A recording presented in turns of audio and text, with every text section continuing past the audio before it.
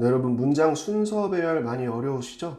요 영상만 보시고 그 다음에 여러분 기출문제로 한번 연습을 해보세요. 그럼 이 문제를 보는 요 시각이 아예 달라지실 겁니다. 아시겠죠? 두 가지만 기억을 하시면 되는데 순서 문제 풀 때는 요 명시적인 단서랑 그리고 글의 논리적인 흐름을 생각하시면 됩니다. 평가원에서 문장 순서 배열과 문장 삽입은 간접쓰기라는 유형으로 분류를 해놨거든요. 요 간접쓰기가 무슨 말이냐면 글쓰기입니다. 글쓰기. 글쓰기인데 요 글쓰기를 수험생 일일이 주관식으로 평가를 할 수가 없으니까 여러분들에게 글을 직접 배열해보라 라고 문제를 내는 거예요. 순서대로. 너는 이 글을 논리적으로 순서대로 배열할 수 있겠니? 를 묻고 싶은 게 바로 문장 순서 배열이에요. 여기서 중요한 것이 두 가지인데 당연히 글쓰기 원칙을 아셔야 되고요. 두 번째가 명시적인 단서입니다. 이거는 한국교육과정평가원에서 우리 수험생들에게 직접 공지한 문서 자료입니다.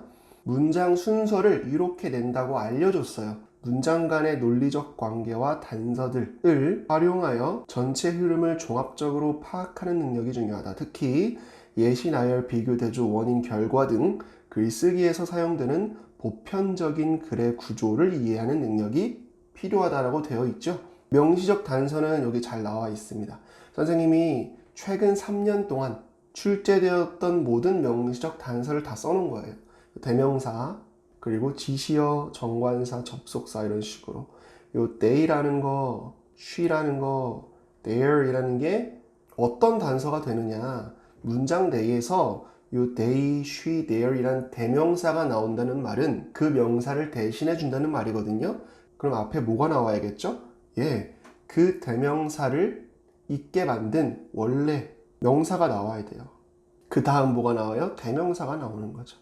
요 지시어 정관사도 마찬가지입니다. 그 명사, 이것, 그죠? 이것들이라는 게 나오려면 앞에 이것들, 그 어쩌고 저쩌고에 대한 내용이 나와줘야 논리적으로 글이 전개가 되겠죠. 접속사도 마찬가지입니다. then, 그러고 나서, 그죠? however이랑 요 in contrast나 but 같은 경우는 앞뒤 대조를 이루는 역접 접속사죠. 이런 것들은 글이 논리적으로 전개되려면 어떻게 되겠어요? 앞에 A라는 내용이 나오면 뒤에는 똑같이 A라는 내용이 나오면 안 되고 B라는 내용이 나오던가 아니면 A에 반대되는 내용이 나와야 글이 논리적으로 전개가 되겠죠. 당연한 얘기입니다. 그러므로 그리고 예를 들어 같은 경우도 그러므로나 그리고 나서 이러한 접속사 같은 경우는 앞뒤 논리적 관계가 어떻게 되겠어요? 같은 맥락으로 이어가겠죠. 또 예를 들어 같은 경우도 예를 들기 위해선 그 예시가 앞에 나온 일반적인 내용, 앞에 나온 개념이라든지 앞에 나온 상황이라든지 앞에 나온 문제라든지 그것을 정확히 나타내 줄 수 있는 예시여야겠죠. 자, 선생님이 예시로 한번 글쓰기에 대해서 설명을 해드릴게요. 이게 되게 어려운 내용이 아니라 굉장히 상식적인 내용이에요. 상식적인 내용. 근데 이걸 인지하고 문제를 푸는 거랑 인지하지 않고 들어가는 거랑은 정말 하늘과 땅 차이입니다. 보세요. 예를 들어서 인생을 사는 방법에는 두 가지가 있다. 첫 번째, 행복을 쫓는 방법. 두 번째, 돈을 쫓는 방법. 그 다음에 어떤 글이 전개가 될까요? 이게 제시문이라고 생각을 해보세요. 어떤 글이 전개가 될까요? 당연히 이 행복에 대한 내용이 나올 테고 돈에 대한 내용이 나오겠죠.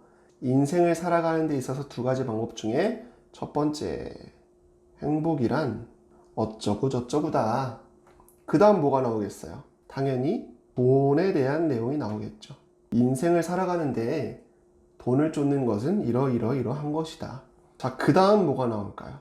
다양한 게 나올 수 있겠죠. 구체적인 예시가 나올 수도 있고 아니면 결론이 나올 수도 있겠죠. 글을 정리해주는 말이 나올 수도 있겠죠. 예를 들어서 인생을 사는 것은 돈을 쫓는 것도 좋지만 결국 행복을 쫓는 것이 인간을 살아있게 만드는 하나의 원동력이다 라는 말로 결론을 내릴 수도 있겠죠.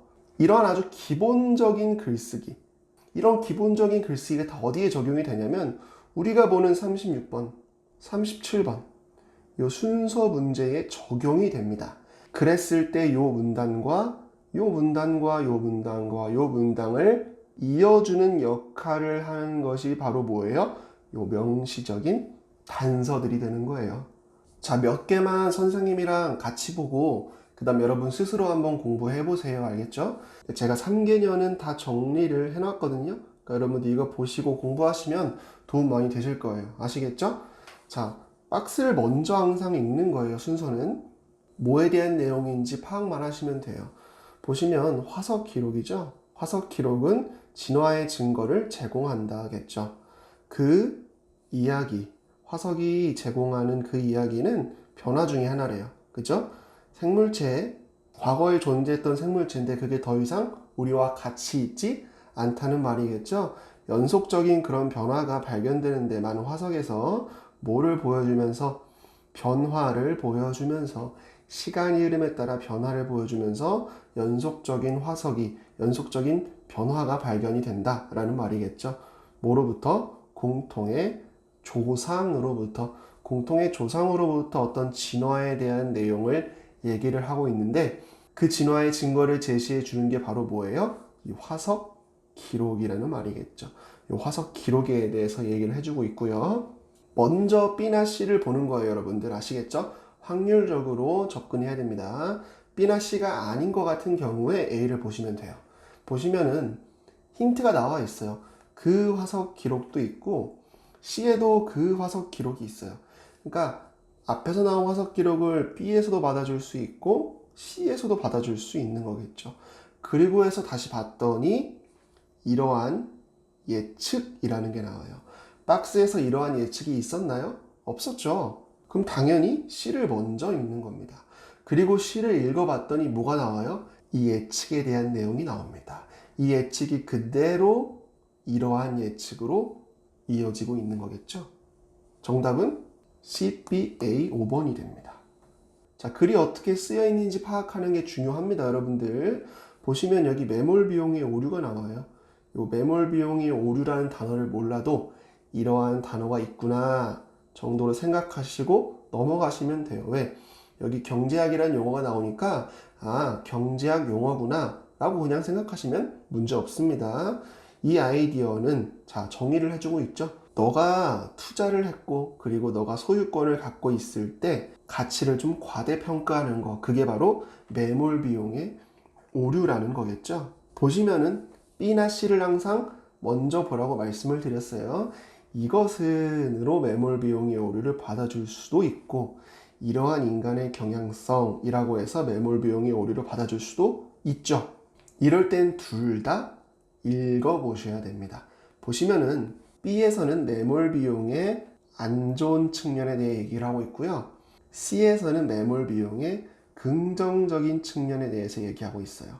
이 두 개가 연결되기 위해서는 안에 논리적으로 연결되어질 수 있는 글이나 접속사 같은 게 와야겠죠. 보시면은 A 마지막 부분에 매몰 비용은 doesn't always have to be a bad thing이래요. 그러니까 항상 나쁜 것일 필요는 없다 라고 나와 있죠. 그러면서 A에 뭐가 나오는 거예요? 너는 이러한 인간의 경향성을 좋은 쪽으로 레버리지 할 수 있다. A와 C가 정확하게 이어지죠. 실컷 좋은 얘기 다 해놓고 갑자기 이것은 안 좋습니다 라고 말을 할 수가 없으니까 논리적으로 글은 B, A, C가 됩니다. 자, 제시문에 어떠한 문제 상황이 설정될 수도 있어요. 어떤 수위차에 의한 문제 상황을 제시문에서 얘기를 해주고 있고요. 그 차이라면서 C에서 그대로 받아주고 있습니다. 그리고 두 가지 예시가 나오는데 뭐가 먼저 나올까요? 라고 봤더니 그 과정이 반대로도 작동합니다 라고 나오겠죠. 그 과정이 반대로 작동하는 걸 얘기하기 위해서는 앞에 그 과정이 나와줘야겠죠. 그 과정에 해당되는 내용이 뭐예요? 바로 이 B에 해당하는 내용이 그 과정을 그대로 받아주고 있습니다. 답은 CBA가 되겠습니다. 자, 문화가 두 가지 방식으로 작동을 해요. 의식적으로도 작동하고요. 덜 의식적으로도 작동을 해요. 두 가지. 그러면 논리적으로 그리 당연히 의식적으로 작동하는 거, 덜 의식적으로 작동하는 거 다 나와줘야겠죠? 보시면은 B에서는 의식적인 문화 작동에 대해 나옵니다. C에서는 그 예시에 대해 나오고요. however이라는 역접의 접속사를 사용해서 덜 의식적 문화 작동에 대해서 얘기해주고 있습니다. 글이 정확히 이어지죠. 자, 수능 문제입니다. 개념에 대한 소개가 먼저 나와요. 이게 뭔지 여러분 몰라도 아무 상관이 없습니다. 아시겠죠? 물벼룩이 보여주는 어떤 행동인가 봐요. 그 정도만 이해하셔도 문제 없습니다. 그리고 그 물벼룩이라면서 이 생소한 개념에 대한 예시를 들어주고 있죠. 뭐 하는 거래요? 자, 방어 도구들을 개발시키는 거예요. 뭐 하기 위해? 포식자로부터 보호하기 위해 방어 도구들을 개발시켜요. 만약에 포식자가 존재하지 않다면 이 물벼룩은 이 방어 도구들을 개발하지 않는데, 포식자가 존재할 때는 방어하고 포식자가 존재하지 않을 때는 방어하지 않는다라는 말이겠죠. 이러한 예시를 뭘로 받아주고 있어요? that이라는 지시어로 그대로 받아주고 있죠. 그것은 훌륭한 전략이다. 왜냐하면 필요할 때만 방어 도구를 사용하는 게 생명체에게 아주 합리적인 전략이기 때문이다 라면서 부가적으로 설명해주고 있고요. 마지막에 그러므로 라고 하면서 글을 마무리해주고 있습니다. 여기도 생소한 개념이 나오죠. 항상 말씀드리지만 생소한 단어나 개념은 몰라도 아무런 상관이 없습니다. 아시겠죠? 설명을 해주잖아요. 그죠? 결과 기반의 가격 설정 형태로 알려진 흔하게 알려진 어떤 형태인데, 어떤 형태죠? 가격 기반, 결과 기반 가격 설정의 형태는 뭘로 불린대요? 이러이러한 걸로 불린대요. 변호사들에 의해 사용이 되나 보죠 하고 B랑 C를 봤더니 이 개념을 사용함으로써가 나오고요. 이 개념은 어쩌고 저쩌고 나오죠. 자, 상식적으로 생각해 보세요. B랑 C 중에 뭐가 먼저 와야 될까요? 당연히 C가 먼저 와야겠죠. 정의가 먼저 나오고요. 마지막에 이러이러한 개념을 사용함으로써 우리는 어떠한 이득을 얻을 수 있다 라고 나오는 게 당연히 논리적인 전개죠. 이거는 묻지도 따지지도 않고 C로 가야 됩니다, 여러분들. 정의가 먼저 나오고요. 그 정의에 대한 예시가 여기 나옵니다. 그리고 A 마지막에 보시면 요 가장 큰 걱정이 높은 비용이래요. 이 사건에 대한 높은 비용이 가장 큰 걱정인데 클라이언트, 이 고객들은 확신을 가질 수 있대요 라면서 문제가 해결이 되고 있죠. 뭐를 사용함으로써? 이러한 개념을 사용함으로써 고객은 확신을 가질 수 있어요. 뭐라고? 그들은 돈을 내지 않아도 된다고. 언제까지? 사건이 해결될 때까지 돈을 내지 않아도 된다는 확신을 가질 수 있다라는 말이 나오는 게 논리적인 글 전개가 되겠죠.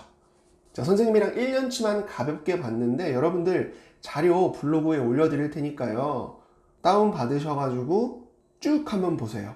요거 글의 논리적인 흐름이 어떻게 정리가 되는지 한번 읽어보시고 직접 글을 해석하면서 읽어보시면서 글이 요러한 방식으로 전개가 되고 평가원은 이러한 명시적 단서를 통해 힌트를 주는구나 라는 것만 여러분이 캐치하시면 여러분 순서 문제는 다 맞을 수 있습니다. 아시겠죠? 여러분 조회수에 비해서 요 좋아요랑 댓글이 너무 없어요. 선생님도 만들면서 힘을 내야 되잖아요. 그죠? 그러니까 그냥 가벼운 말이라도 좋으니까 요 좋아요랑 댓글 달아주시고 다음 영상에서도 더 유익한 영상으로 여러분들 제공해 드리도록 하겠습니다. 아시겠죠? 공부하러 가세요.